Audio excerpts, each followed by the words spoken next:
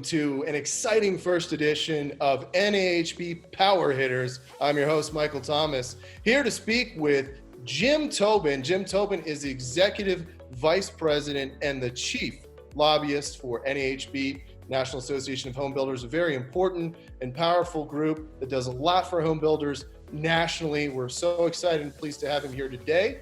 And with that, Jim, thanks for being here. If you could just tell us a little bit about your background and how you came to NAHB, and we'll get things started. Well, thanks for having me. Boy, when you say it out loud, it sounds much more exciting than it really is. But thanks for having me. It's great to be here on the first run. Simply, I've been at NAHB almost 22 years, coming up in another month or two here.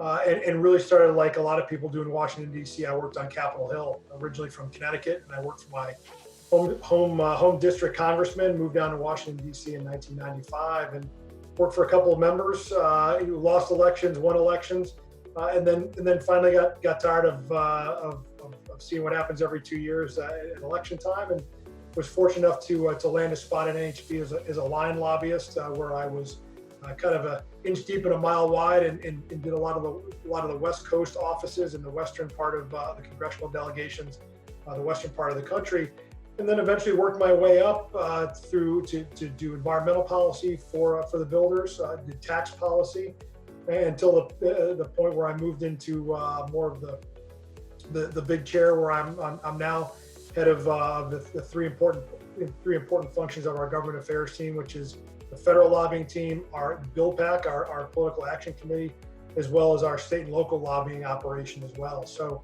I'm one part of the big cog, or I'm one cog of the big NAHB advocacy machine, and work very closely with my regulatory, public affairs, and legal counterparts. That's great. That's quite the background, and I'm sure with all that time in Washington, you are familiar with regulatory burdens. I know that can be one of the key things that builders face as a challenge, that and creating housing affordability. I know those are two initiatives near and dear to the hearts there of NAHB, reading on your blueprint. So I was just curious from that perspective in particular, if there were any items either with housing affordability or getting over some of these regulatory burdens that you feel like are more achievable, or maybe more on a fast track to get that in front of Washington and make some changes that could really help deliver more affordable housing. Well, it's been an interesting time. Like I say, in my 22 years at NAHB, housing affordability is always paramount, and the regulatory burdens on the home building sector. Heck, we're one of, if not the most regulated industry in the country. And that's at both the local, state, and the federal level. The layer of regulations really do impact the cost of housing across the board for our customers, and the cost of multifamily development as well.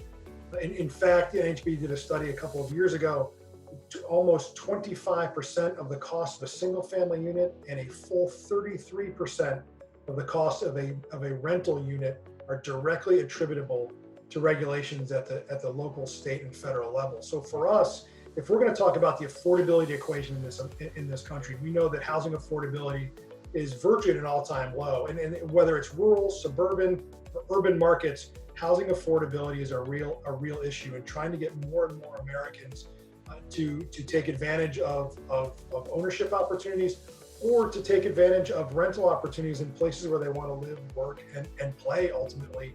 That's been our mission at NAHB. And when you look at those affordability numbers and the cost burdens from regulation, we've got to tackle the regulation equation. And where I play in is at the federal level, obviously, whether it's through lobbying Capitol Hill, or more importantly, the administration in this time, to try to get them to take a look at the regulatory burdens that are on the industry. And then you have to take a look at those local and state regulations as well. It's really important for the federal government to be a partner with local governments, where land use is really dictated and those costs really escalate, to make sure the federal government is doing the right thing, not only lowering its own regulations, but trying to be a partner and give best practices or encouragement to local governments to do the right thing by regulation as well.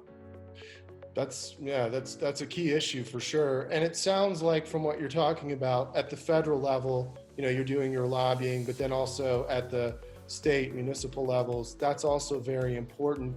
Give us, for us novices to government affairs, and how this all kind of trickles down. Like, how does that work? Because at the federal level, you've got certain things. For example, in the city of Aurora, where I was sitting on the Citizens Advisory Board as a voting member for a couple of years, tap fees in that city for a new multifamily development might be $40,000 per unit. I mean, how does NAHB work with the national and then the local to try and get them together to help reduce some of these costs and burdens? Well, I think I'll take the national first. I think what we've seen, we've made housing affordability and the regulatory burdens a key focus of our efforts over the last couple of years, all years, but over the last couple of years in particular.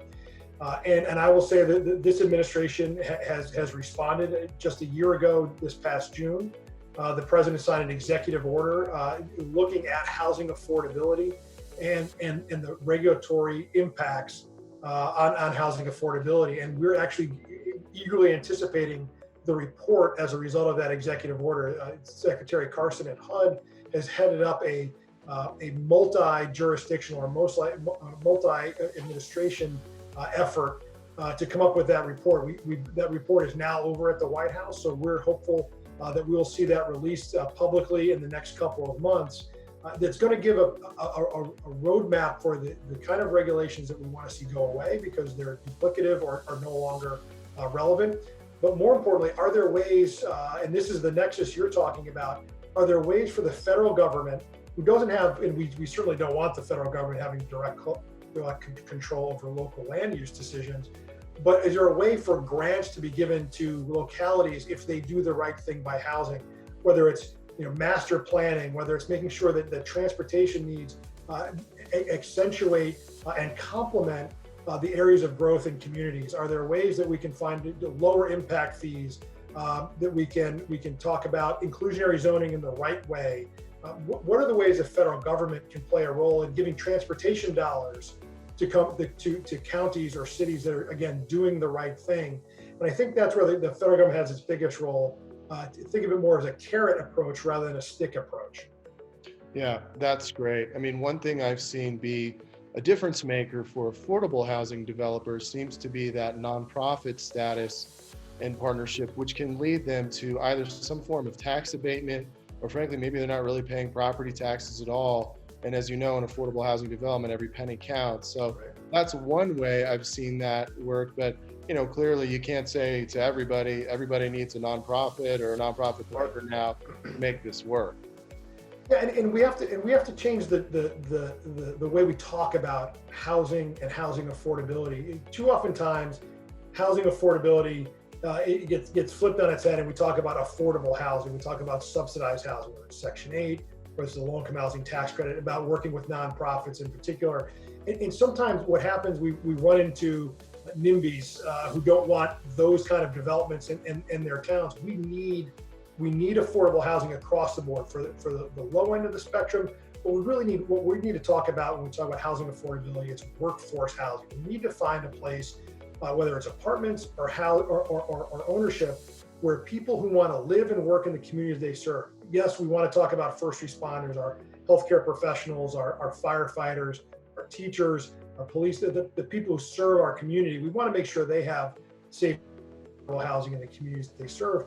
But we're also talking about restaurant workers and retail workers. Think about the people who've been so hit by the COVID crisis right now.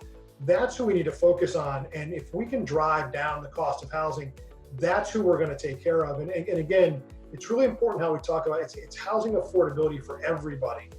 The top end of the market will take care of itself, but we've got to talk about that meaty middle of people who really need housing choice in this country, and they really need to find a way to be able to afford it, whether it's a down payment or whether it's making monthly rents.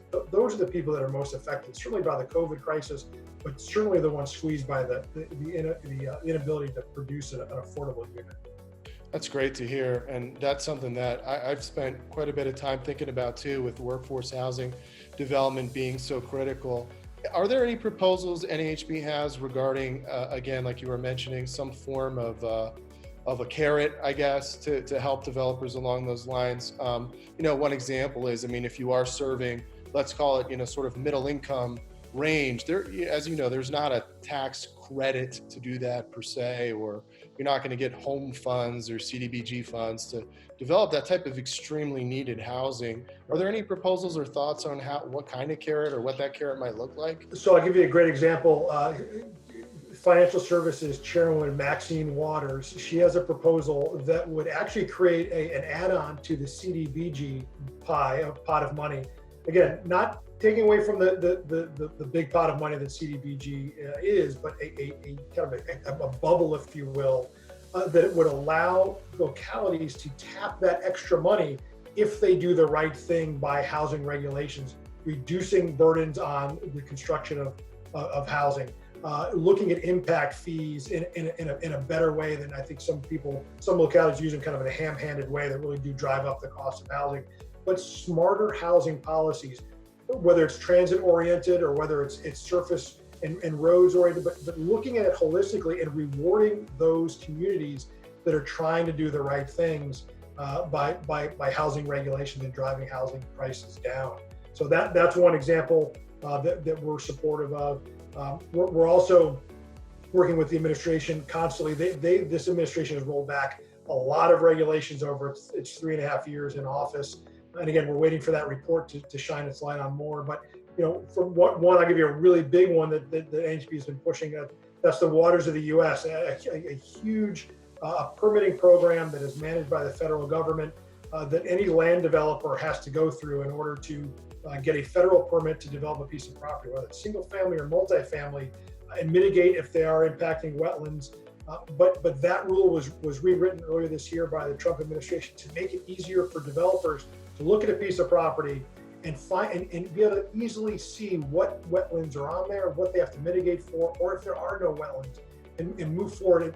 Time is money when it comes to development, and if we can reduce the permitting times and we can reduce the time it takes to get a permit from the federal government or even state and local governments, you're going to drive down the cost of housing. So those are a couple examples of really good policies that from both ends of the political spectrum, whether it's the Trump administration or Maxine Waters, that really are thinking about housing affordability in a different way. Yeah, no, that's great to hear. Those are a couple key target things you really just hit on when you mentioned wetlands. For me, kind of an interesting segue. My background is a commercial lending at banks, and I've been a HUD lender now for about 5 years. And when I came over, my chief underwriter asked me one time, well, when you were at banks, how did you deal with endangered species on your properties? I'm like, what are you talking about? I mean, there's no similarity between a lot of the government insured programs, specifically with HUD, compared to conventional financing. And that's kind of something I wanted to just see if NAHB had even looked at or talked about. Just a quick example, the 221D4, which is HUD's program for new construction and permanent financing, it's at an all-time low right now. Interest rates dip below 3%. They're 2.95% fixed for 40 years. I mean, that's lower than a single family mortgage rate. And these could be $50 million construction loans. And in a cost constrained loan, which many of these are, you're looking at 85% leverage, where at a bank, even in a very strong market, you're at 65 to 70% today. So it's less equity, it's the lowest interest rate, it's the longest fixed term, but here's the catch. You have to meet Davis-Bacon wage requirements because of an archaic Department of Labor rule that goes back to the 1930s. We're the only lender on the planet that I'm aware of that requires this. And it really is one of those detrimental factors, even though many markets like Colorado were cost constrained and so labor constrained. So, you're not really paying people less. It's just a matter of going through the burden of Davis-Bacon wages, wage reporting, and all that. Sometimes with all the things developers have to deal with, it's just one more hurdle, and they're like, look, you know what, I just don't want to deal with that. So have you all looked at, trying to facilitate ways to make more attractive financing, government options like that more available and less burdensome? Yeah, anything we can do to get the federal government out of the way, right? And I think we certainly have an opportunity with this administration to do just that, get the government out of the way of business and what role the government needs to play, HUD needs to play, great, but let's not make it overly burdensome. And I do want to address the split wage issue. That is something we have been working on with this administration for 3.5 years now. And I think we're very close to resolving that issue. We've gotten HUD to petition DOL to make a change and go back to the way it was several years ago.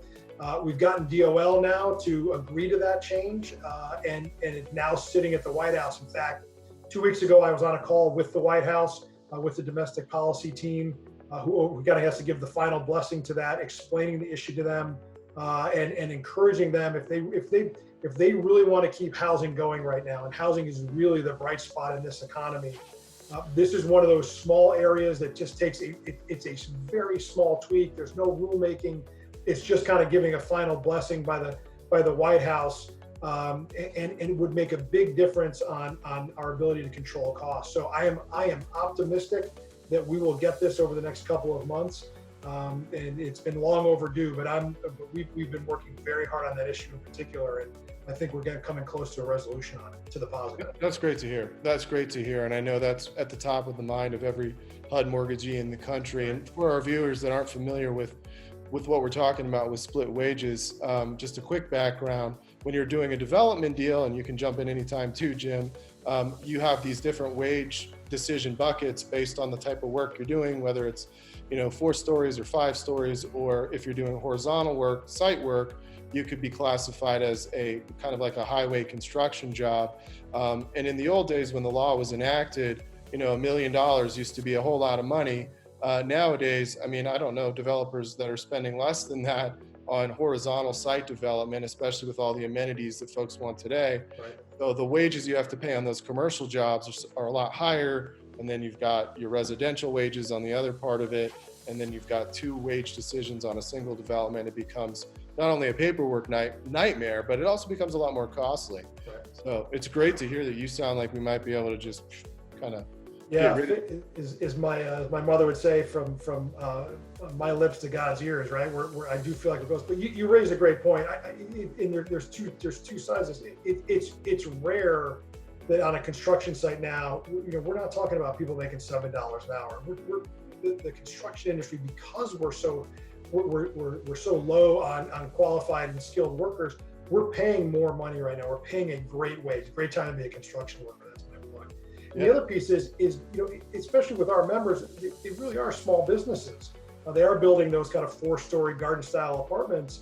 And the burdens that come along with Davis-Bacon wage reporting requirements are just too much. They don't have big HR shops or in big compliance shops. So it's just a smart government solution that I'm very optimistic.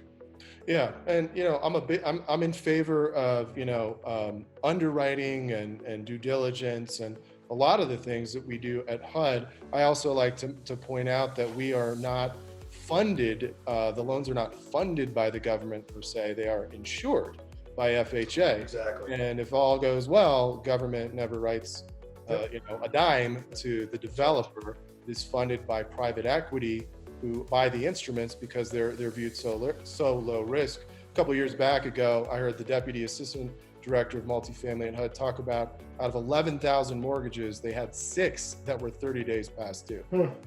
So clearly they're underwriting the heck out of them, but we don't want them to cost more, and we don't want them to be unfairly burdened. And in fact, I mean, if you could go to a developer that's smaller, like you're talking about, and say you could do this without having this extra cost or these split wages, I think that would be a big incentive for them to take advantage of that. So that's great to hear. Yeah. As we're wrapping up, are there any other hot button things that you want to tell us about, things that are on your plate, whether it's opportunity zones or anything else that's kind of in the hot topic arena of development this year? Well, obviously opportunity zones, I think, the COVID crisis has kind of, pumped the brakes on those. So we're still hopeful that opportunity zones will really prove to be the boon for development, certainly real estate development that when they were envisioned and enacted a couple of years ago. The Treasury the Treasury Department has finally gotten all its rules out, or at least most of them. So I hopefully investors will start feeling more comfortable about using them again. COVID couldn't hit at a worse time. I think we really would start seeing that program hit its stride.